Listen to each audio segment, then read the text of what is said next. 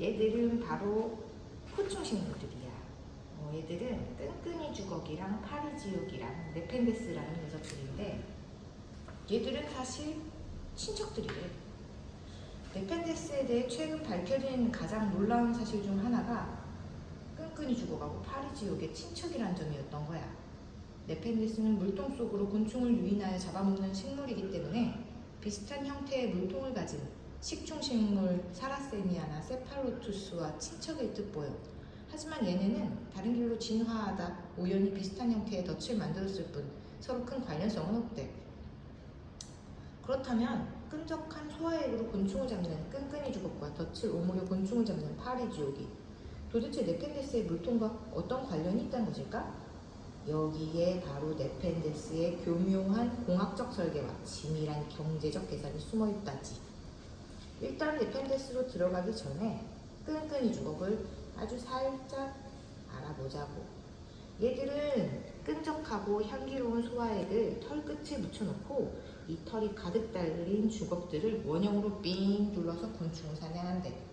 그런데 문제는 털끝에 달린 이 고작 한 방울의 액체로 잡을 수 있는 곤충이라곤 힘없는 날파리 정도에 불과하다는 점이야.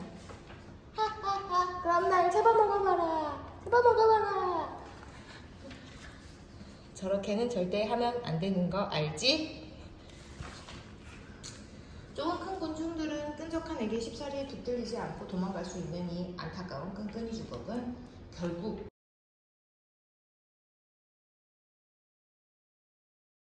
걸리면 그 즉시 해당 털을 중앙으로 오므리고 이어서 주변에 다른 털이 함께 달려들거나 혹은 아예 주걱 자체도 함께 안으로 말아서 곤충을 꽉 붙들어맨대.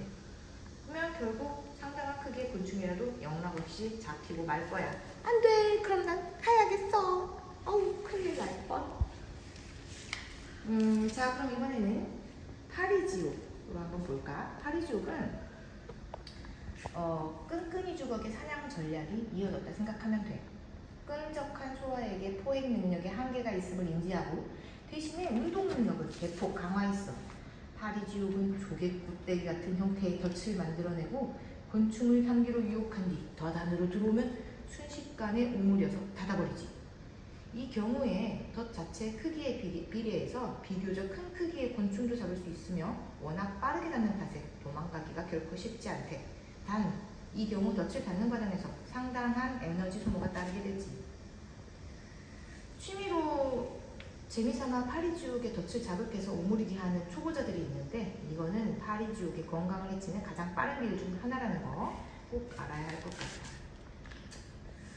그런 파리지옥과 끈끈이 주걱의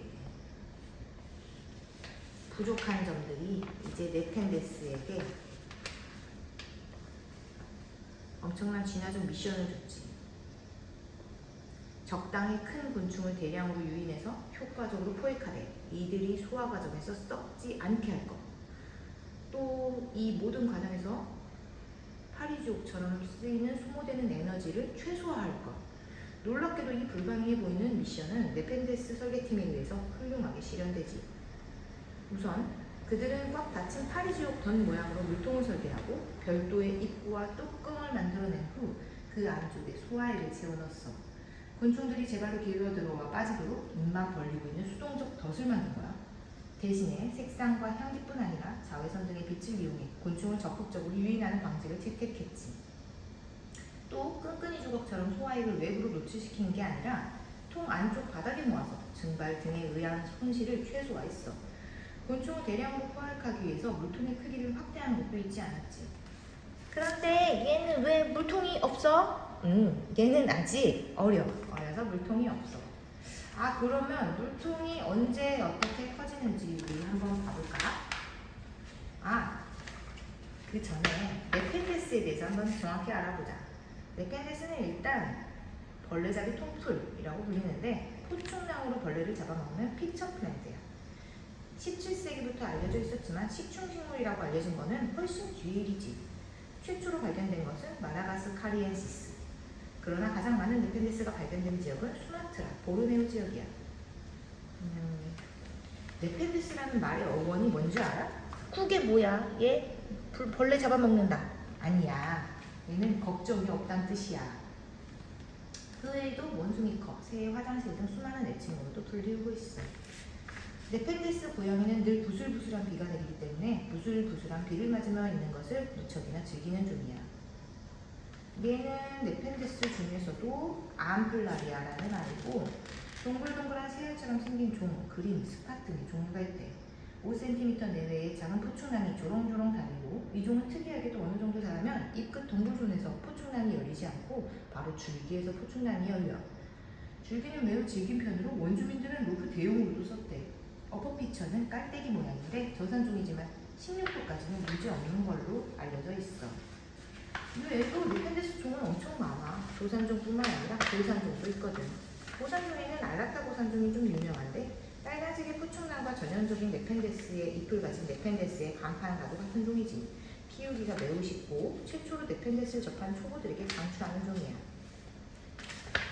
인터넷으로도 구매하기 쉬우니까 혹시 관심 있으면 한번 구매해 보도록.